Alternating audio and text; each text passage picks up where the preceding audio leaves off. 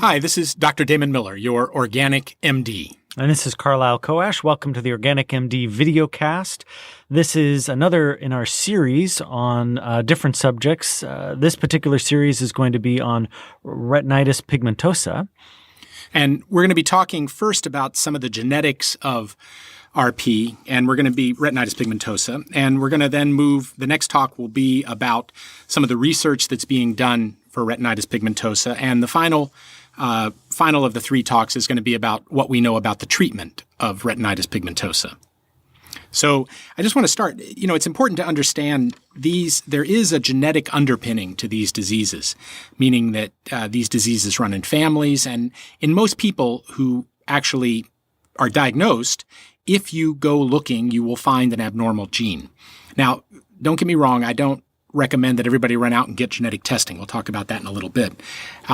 But there is a gene that's abnormal, and what's interesting, there are whole medical journals devoted to the study of the genetics of ophthalmologic disease. One that's called Ophthalmologic Genetics, and they did an article some years ago, but it was talking about genetics uniting what ophthalmologists divide. Ophthalmologists base their diagnosis on, what the eye looks like, what the retina looks like.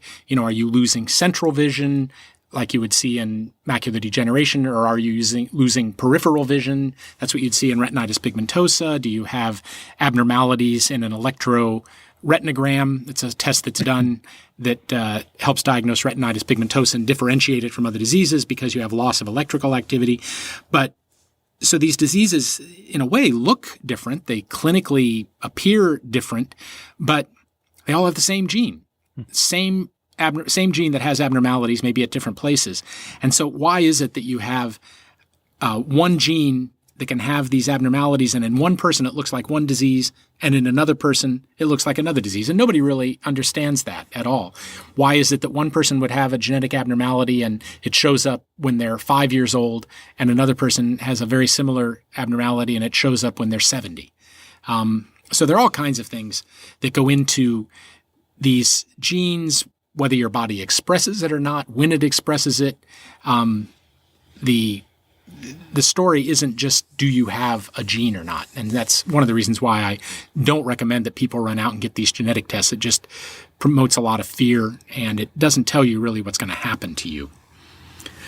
So, one of the Grace Halloran, who really developed a lot of the work that we still are using today, she herself had retinitis pigmentosa, and her son was born, and from a very, very early age, you could tell by looking at his eye that he was going to have the family disease and have it bad.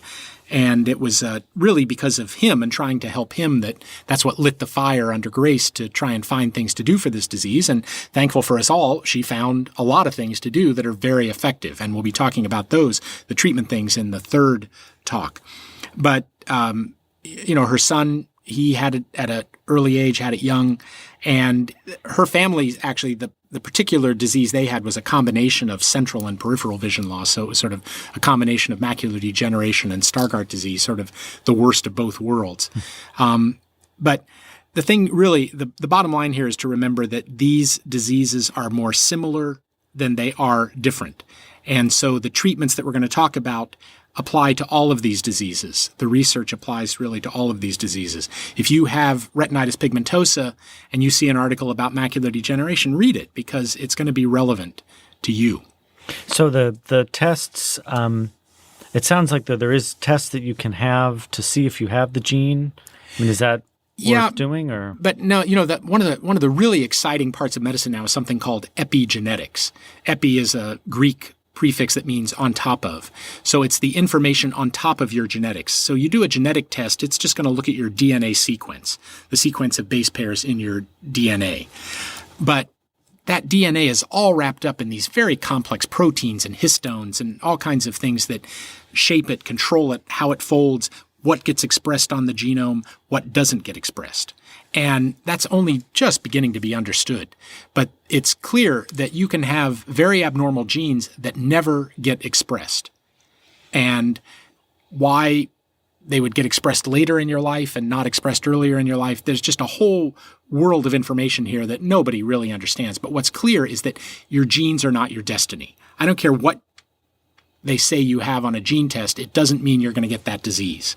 And this is true. I don't care whether you're talking about kinds of cancer or degenerative diseases in the eye or metabolic diseases like diabetes.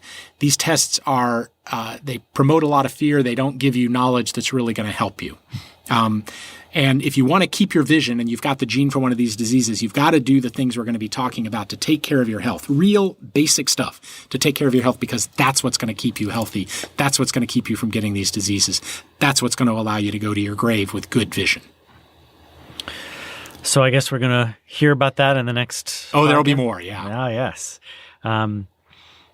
So thank you so much for joining us. This is just part one of 3 installments, and we'll continue next time. And I just want to throw in here, Carlisle and I just published a book called Stem Cells Heal Your Eyes. Okay. It is available on Amazon.com, Stem Cells Heal Your Eyes. It's a great book, and it really lays out all of this information we're going to be talking about here. So if you want to know more, go get that book. You'll love it.